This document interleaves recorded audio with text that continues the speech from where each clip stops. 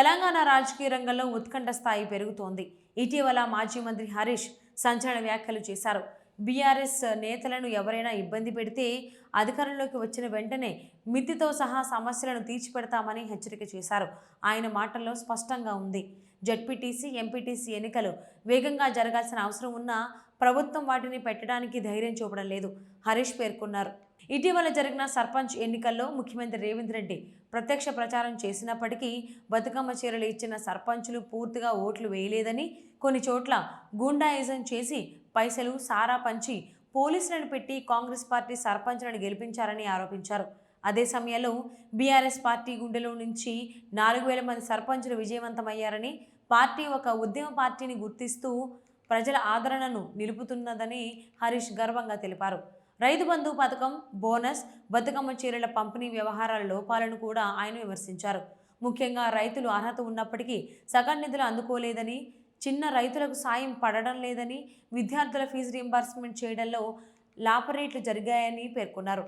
అదనంగా కేసీఆర్ ప్రభుత్వం ప్రతి సంవత్సరం పిల్లలకు స్కాలర్షిప్ అందిస్తున్నప్పటికీ ప్రస్తుత ప్రభుత్వం అందుకు తగ్గ బలాన్ని చూపడం లేదని హరీష్ మండిపడ్డారు. హరీష్ ప్రధానంగా రేవంత్ ప్రభుత్వంపై సూటిగా విమర్శలు చేశారు. ముఖ్యమంత్రి రేవంత్ రెడ్డి ఫుట్బాల్ ఆడితే ప్రజలకు ఏ లాభమూ లేదని, యూరియా కొనుగోలు కోసం యాప్లు పెట్టడం పంటల పెరుగుదలకు ఉపయోగపడదని ప్రశ్నించారు.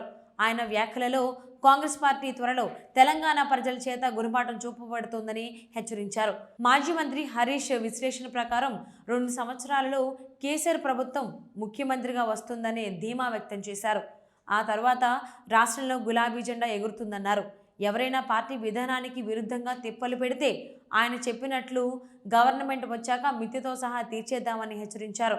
ఇక రాష్ట్ర రాజకీయాలు ఇదే ప్రాధాన్యత కలిగిన అంశంగా మారింది.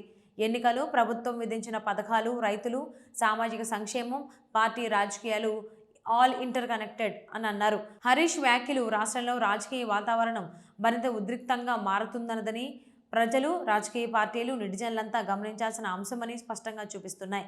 మొత్తం మీద మాజీ మంత్రి హరీష్ వ్యాఖ్యలు కేవలం రాజకీయాలు మాత్రమే కాక సుపరిచిత సామాజిక సమస్యలు, ప్రభుత్వ పరిపాలనలో లోపాలను ఉద్దేశపూర్వకంగా బయటపెట్టడం ద్వారా తెలంగాణ రాజకీయాల్లో కీలక భిన్న దృశ్యాన్ని సృష్టిస్తున్నాయి.